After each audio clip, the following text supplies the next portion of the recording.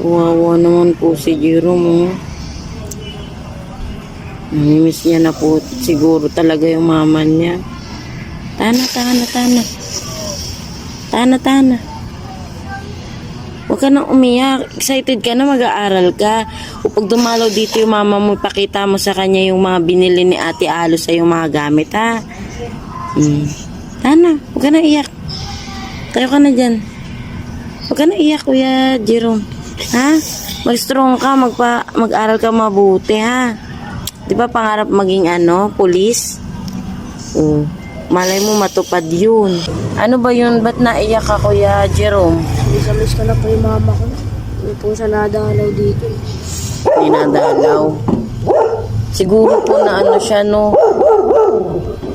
Pero, Ha? pag may pera siya, Dumalaw siya.